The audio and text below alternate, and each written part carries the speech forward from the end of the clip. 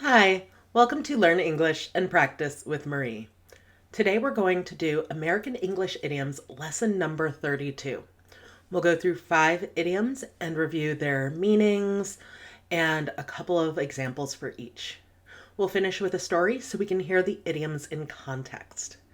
This is a series, so if you like this video, subscribe for more. Let's get started. First, I'll read the idioms.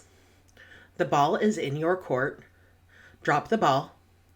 Best of both worlds. Down to the wire. A watched pot never boils. The ball is in your court. This means it's your turn to act or respond. So this originates from the sport of tennis. And on a tennis court, there's 2 sides. So when the ball is hit to the other side, the side opposite of you, the ball is in the other person's court. So to say the ball is in your court means it's your turn to hit the ball. Everything is on you. So a way I could use this is at work if I did a report and passed it on to kind of the leadership team, then I could tell them, hey, the ball is in your court. Do whatever you want with this report, pass it on, use it strategically, whatever you want to do. It's up to you now. Examples are, I've given you all the information you need, so now the ball is in your court. I've done everything I can to help, and now the ball is in your court to make a decision. Drop the ball. This means make a mistake or fail to do something. So to drop the ball doesn't literally mean to be holding a ball and to drop it on the floor, but it does mean to make a mistake, screw up, make an error. And that error can be big or small, but typically it's at least medium-sized to big. So last time I dropped the ball was when I didn't book hotels for a trip that I had to take. And then I ended up having to book those last minute. It cost more money and I didn't get the kind of hotel that I wanted, so I dropped the ball by not acting sooner. Examples are, he really dropped the ball on this project by missing the deadline. She admitted she dropped the ball when she forgot to send the invitation. Best of both worlds. This means the ideal situation. So if you and another person disagree on where to go to eat, maybe you end up going to a restaurant that has multiple cuisines so that you can get the Italian food that you wanted and the person you're going out with can get the Indian food that they wanted. Maybe then you have the best of both worlds. My last experience with having the best of both worlds was actually this morning. I had to go out shopping, which I absolutely hate, but the people I was shopping with really like shopping. I, however, like to have nice coffee on the weekend. It's my special treat. So we went to Target, which is a store in America that has a lot of different types of things to shop for, but they also have a Starbucks inside the store. So, hey, I got it right here. I got myself a drink and we ended up having the best of both worlds. The people I was with got their chance to shop and I got to happily have my nice coffee drink. Examples are, working remotely allows me to have the best of both worlds, a fulfilling career and time with my family. Her job offers the best of both worlds, good pay and a flexible schedule.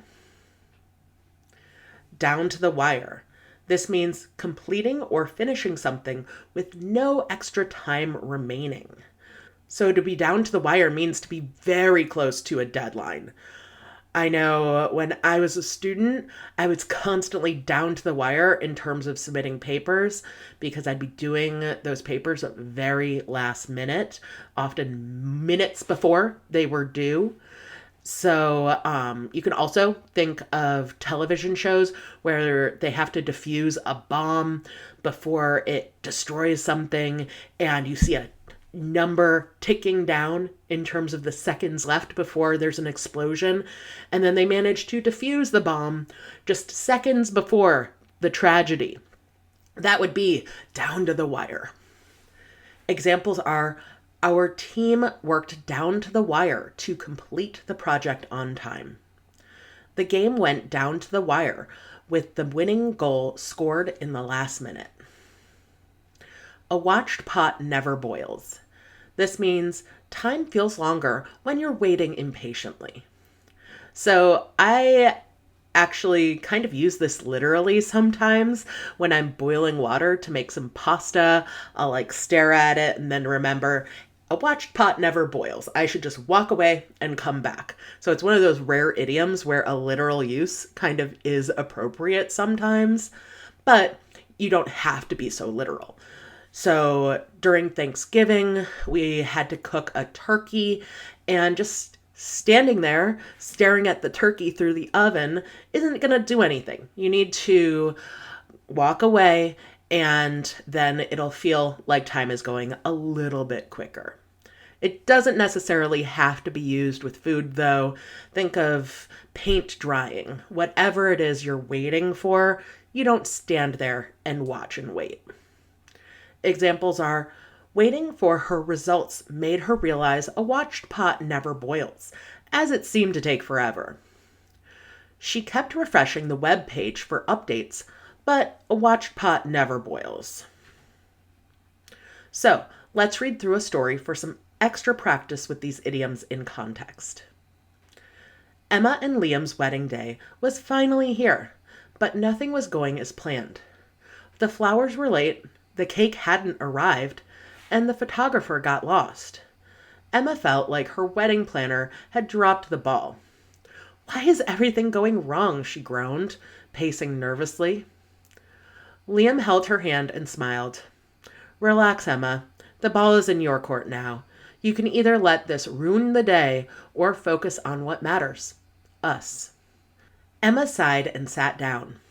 As she waited for updates, her best friend reminded her, "Remember, a watched pot never boils. Stop staring at your phone for news. Things will work out." Sure enough, by the afternoon, everything came together. The flowers arrived just in time. The cake looked perfect, and the photographer captured the most beautiful moments. Emma realized they had the best of both worlds, a day full of surprises and a wedding filled with love. As they exchanged vows, Emma smiled, grateful that even though it had come down to the wire, their day turned out to be unforgettable. So, again, those idioms are, the ball is in your court, drop the ball, best of both worlds, down to the wire, a watched pot never boils. Great job today.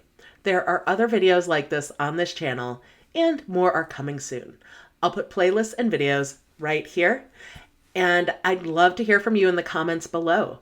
Go ahead and practice with these idioms. Thanks so much, and I'll see you in the next video. Bye.